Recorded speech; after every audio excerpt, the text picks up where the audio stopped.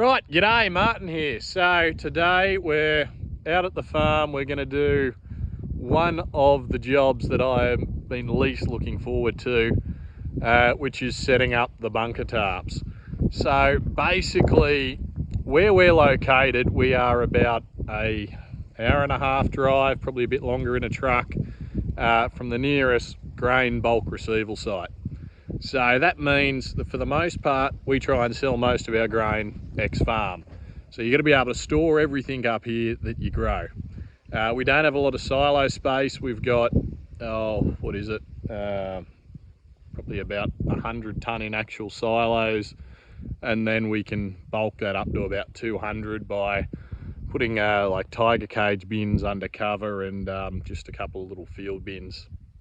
So that's where that's at. But that's not enough to handle all of our grain. So yeah, we set up bunkers. Basically lay a sheet down on the ground and then you just put a tarp over the top and hey presto, there's your bunker. Keeps the rain out, stops water coming up underneath, and you try and set it up in a way so that the water runs off. So last year was our first year setting up a bunker, and this is it, standing in the middle of it. Probably looks a bit more like a silage pit. I was being a real tight ass and I thought, you know, instead of buying concrete sides, that sort of thing, how about we just get the dozer and push up some sides, which seemed like a great idea when I was filling it. Then when it came to unload, we had to pretty well shovel it out from the open end, borrow a loader, and yeah, shovel it all out from behind me there. Then because the edges of the bunker are tapered and they're not a square edge, what that meant was I ended up tearing my tarp to buggery. So I ruined a tarp, which I had to get replaced. So that was, you know, not great. That wasn't cheap.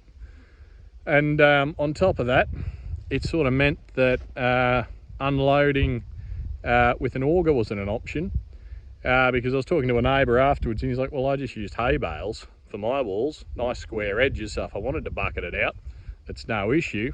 And if I don't want to bucket it out, I just pull the hay bale out of the way or create a bit of a gap in the side and I just throw an auger in there and the truck pulls up under it, and it's fairly easy, not a lot of work, and stick a hay bale on the front of the forks and just use it as a big broom. And yeah, so that's what we're going to do this year. We're going to put it in a separate spot, not going to be in here, leave this as a silage pit or something if we ever do that. And yeah, we'll go do that. But first, because it's still a bit warm and it's a prick of a job to do, you get a lot of glare from the sun, you get burnt, it's just not fun. I'm just going to go check the cows, check the calves, and go from there.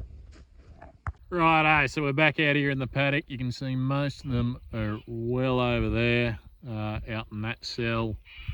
There's one over there under that tree with a calf hanging off her. I can't tell who it is from here, but she looks new. And there's a few over there. There's one in a tree, or by a tree over there. There's one out in the open there. So I'm assuming they've all got calves hanging off them.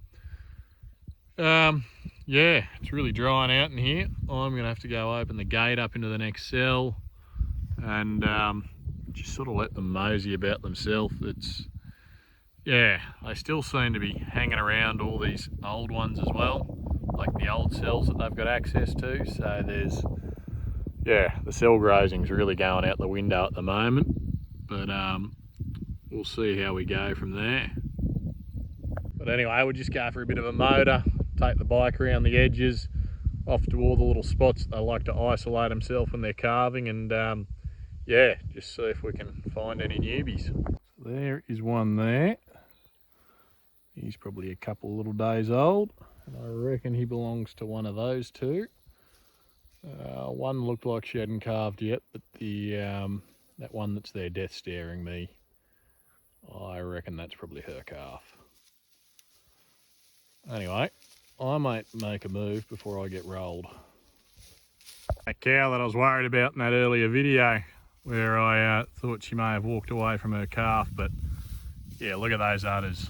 She is definitely being sucked on. I don't know where the calf is, but yeah, he'll be doing well.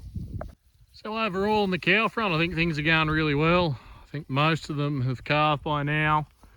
And yeah, as far as I know, I haven't lost a calf.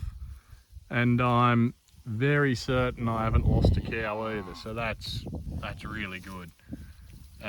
Although it is a bit hard to tell in this sort of long grass, but you know, a cow you definitely smell.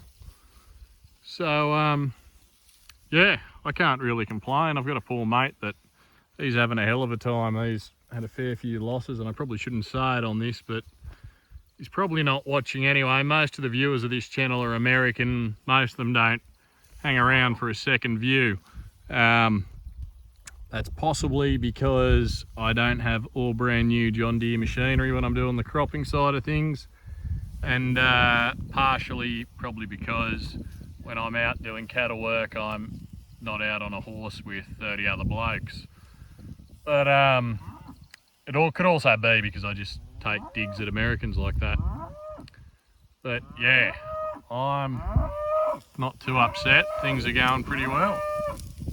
Right, so I've actually forgotten how much I hate this as a job, but we're getting there slowly. So this is a 14 by 48 metre ground sheet. Basically that's what it is. This site probably isn't prepared as well as they normally are or should be. Normally, you know, you'd want to get a couple of buckets or a grader or something and put in a nice neat pad. I don't have either of those things and the time, so yeah, we've just sort of sprayed it out and we're just going to put it out on the ground. And I've just been walking in front as I dragged it out to pull anything that might bust it out of the way, like those rocks over there. So being nice black volcanic soil, we do have a fair bit of rocks.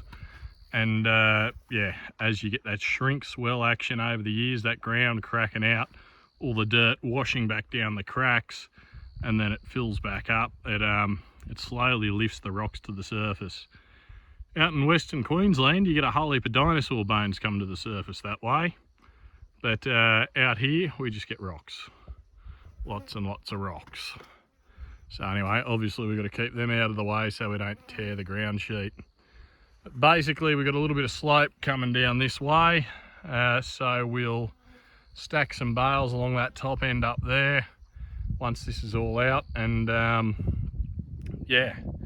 And then line it with more bales, put a couple of truck tyres at the end so it doesn't blow up and start flapping away. Then roll out the top carp behind it, and then just lay down some tyres on top of it, just so it doesn't blow up while we're waiting for harvest.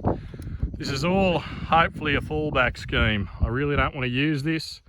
I'm hoping the contract harvester will come with a mother bin, and we can just dump into that mother bin, load that straight onto a truck and go. I think we should be able to get away 2 truckloads a day, which may just keep up. We may have to get in an extra every now and then. But anyway, we'll see what happens. Yeah, so I guess there's nothing else to do but keep doing this. Good news is, that's about halfway out. Bad news is, the further you get it out, the harder it gets. It is not a fun job to do by yourself. And yeah, you really got to try and con a mate into it because they're not coming to it willingly. Righto, so it's about 2 hours after we started and the tarp is mostly laid out. I cannot stress how difficult this is to do by yourself, even with a smaller tarp like this one. So anyway, I'm going to go get some hay bales and start stacking them down the side so it all doesn't blow away on me in the night. Anyway, we'll keep cracking on. I am stuffed. Righto, so as you can see, we've only got 1 hay bale there, and then the rest we've just got tyres around. But the tarp is laid out, though it's not quite straight. We'll straighten that out tomorrow. Basically, with the hay bale, I had a bit of an issue with my Chamberlain, the way they were stacked. The bloke who I bought the hay off stacked it in my shed quite kindly, but he sort of stepped it up instead of stacking it straight up. And because my Chamberlain just has straight, like forklift forks, I couldn't actually get those top ones down, so I've lined up to borrow a tractor with a loader for tomorrow, and we'll hook in and do that then. But yeah, I'll probably just put a picture of it all done at the end because it's a lot of work and nobody really wants to see me sweating all this out. But basically that's where we're at. So anyway, until next time, keep at it.